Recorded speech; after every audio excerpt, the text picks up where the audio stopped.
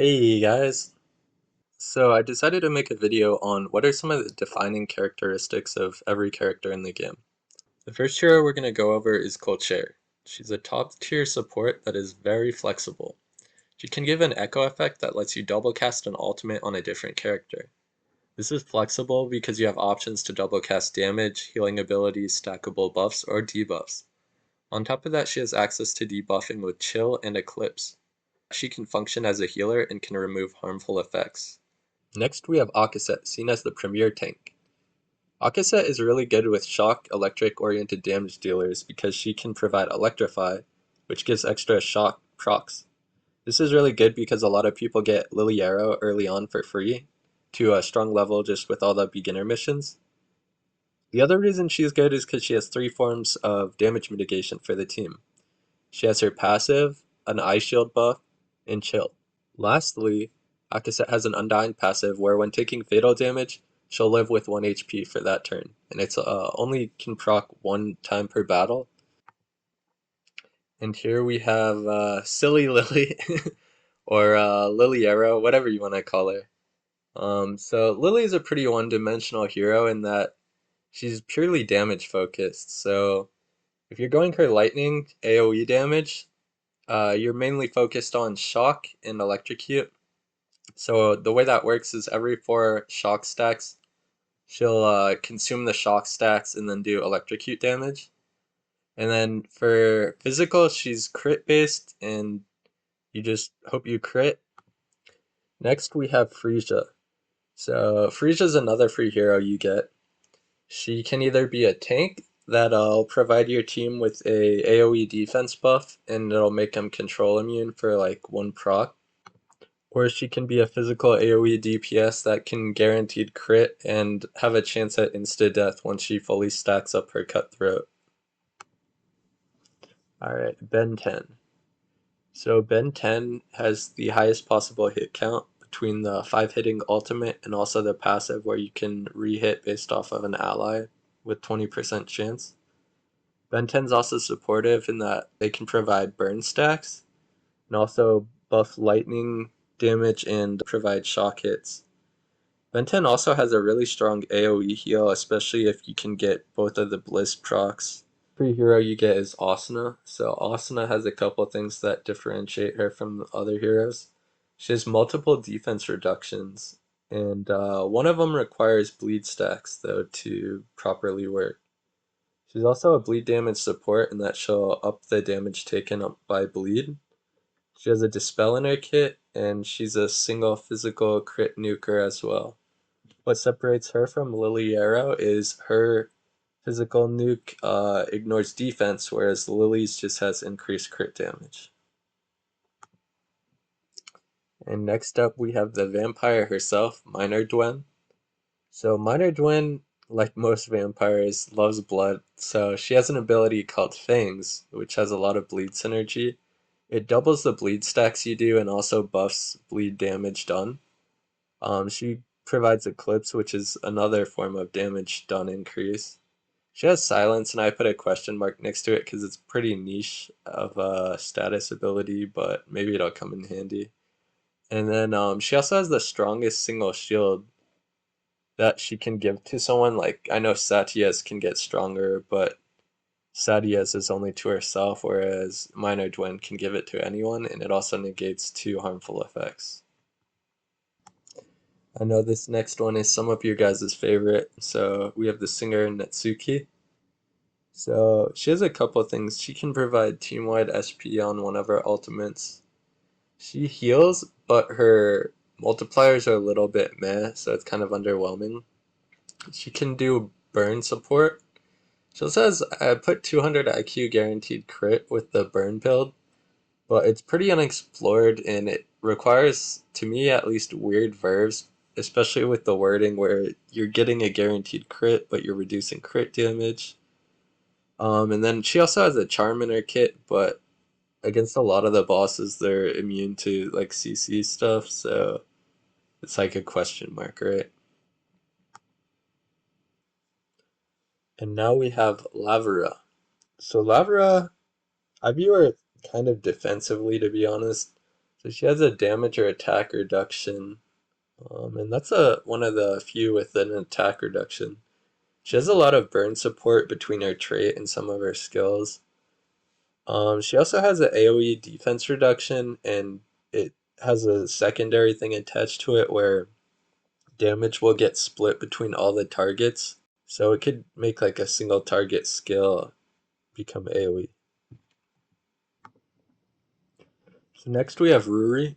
So Ruri, I kind of view her as like a quicker scaling bleed DPS, where a lot of the bleed DPS like a Nicolette you want to stack up, and you pretty much are trying to like wait until the very end of the fight, right? So you're aiming for like 20 turns, because those last turns are when you're doing the most damage since you have all those bleed stacks. Ruri is a little different in that she only really needs the 30 bleed stacks, and then she'll be doing the max kaboom, and she'll have her passive stacked up. So it's kind of like a little bit like a mid ground. You're getting the damage quicker, but I don't know if you're necessarily getting as much at the later ends of the fight. The other interesting thing is on her like shuriken form or whatever. She has a lot of free damage multipliers, and it pretty much sets her up for like a really strong first ultimate nuke, which might have some niche use down the line. Since we're on the topic of bleed, we might as well talk about Nicolette. So Nicolette, she can function as a couple different things. So she can be a bleed DPS in which you're just stacking up the ultimate, or you have Death Whisper and you're just trying to attack and get as much stacks as you can. And if you can go way late into a fight, you can do some pretty insane single target damage. She also has a really strong single target buffer, so she can permanently increase max HP and then also for 2 turns increase attack and defense of a hero. And when she does it, the HP increase doesn't count as healing, but it will like increase their total amount of HP.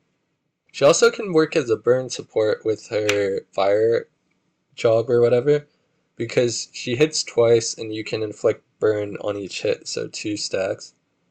Also, in the future, she might have potential with like extra chili, where she's buffing a fire attack DPS a lot if they do a ton of multi hits. Maybe Ben 10 can make it work. And of course, we have the free hero that everyone gets at the start, Virginia. So Virginia, she's actually really useful. So she has an AoE attack buff in her kit. You can also buff physical damage, so this is kind of useful with bleed. In some cases, it can be useful for Lily, for Asuna, all kinds of heroes. She has a damage reduction and a dispel, so she always has utility. And she has one of the strongest single target heals if you decide to go that route, but then you lose out on her defense break. Additionally, she works really good with Eclipse because not only does she provide it, but when she stacks up, she can defense break the more Eclipse stacks she has. So she provides a lot of utility. Next up, we have Sadia. So Satya has a couple things in her kit that is really unique. So she can provide burn and eclipse. So one thing that's special about Sadia is one of her passes makes burn act as like a pseudo eclipse where each burn stack will increase damage.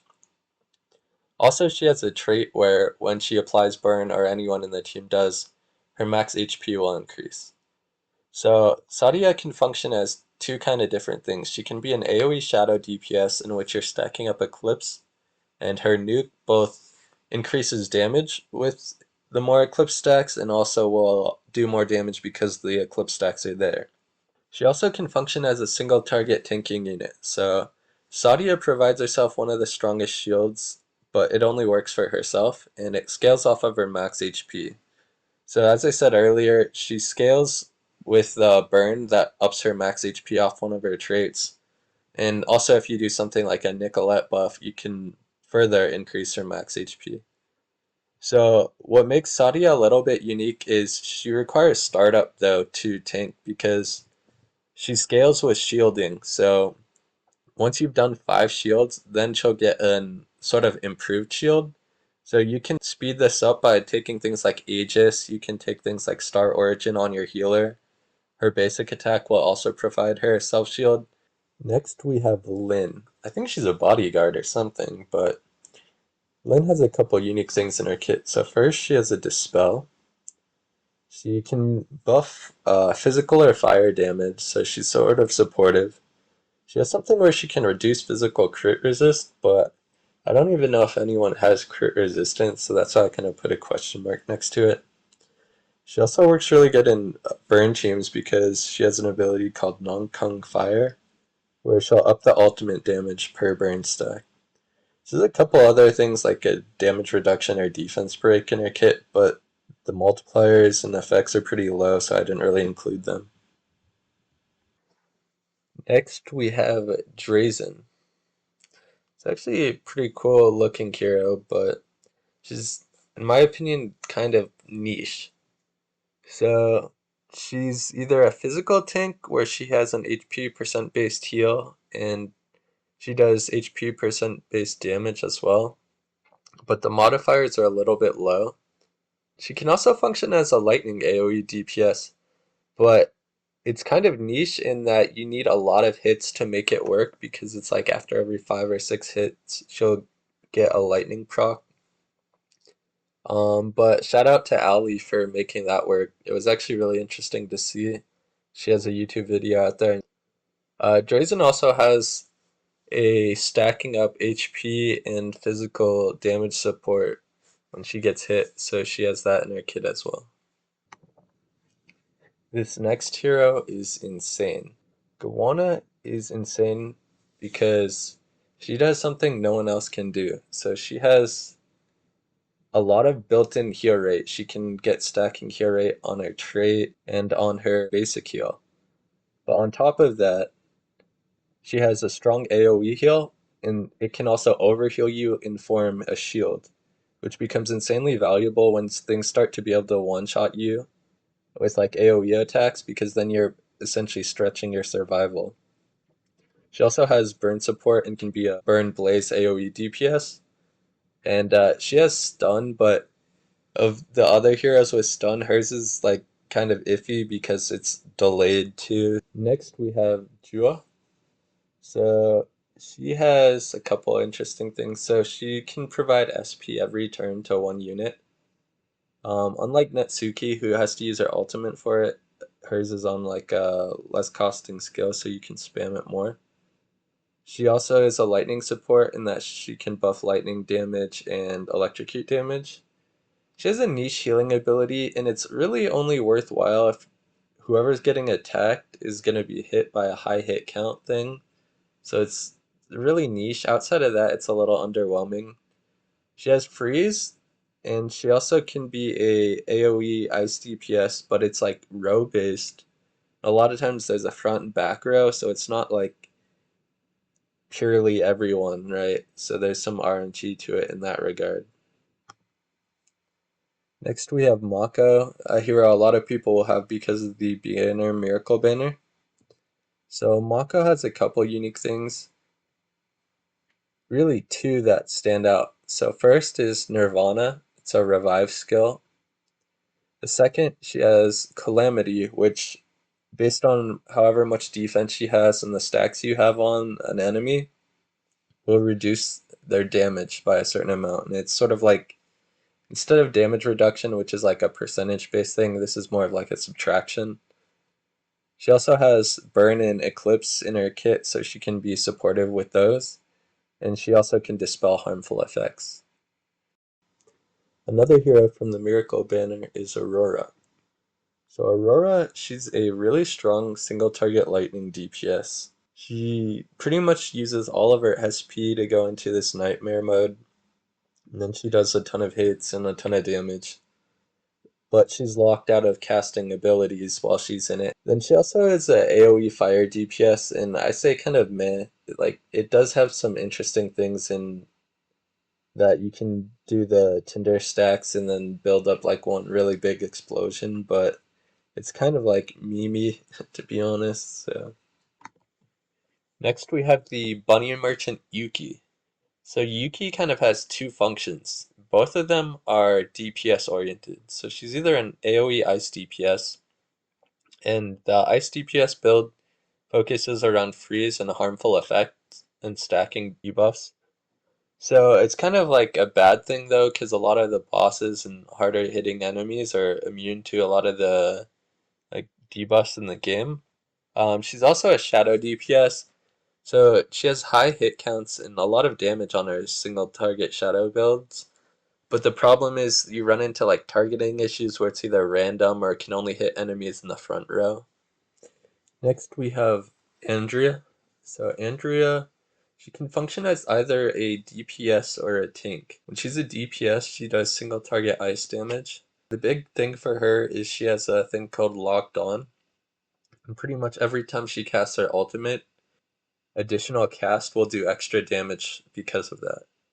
She also has access to chill so she can reduce damage, and she also can function as like an AoE damage tank because she'll redirect damage where your team takes.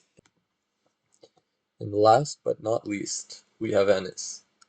So Ennis is a single target shadow DPS. She's really oriented around perfection. So perfection pretty much cuts her damage in half but lets her double cast and also gives her like an attack buff per stack of SP she has at the start of each turn. So she has a stacking ult, so that works in her favor. She also gives herself SP per attack, so this also synergizes with perfection. She can be a high self-mitigation tank, actually one of the higher ones. But a lot of times I've seen people will drop one of the mitigation for perfection, so she's also a shield breaker too. Well, thanks for the feedback on Discord. Like and subscribe if you want to see more from me.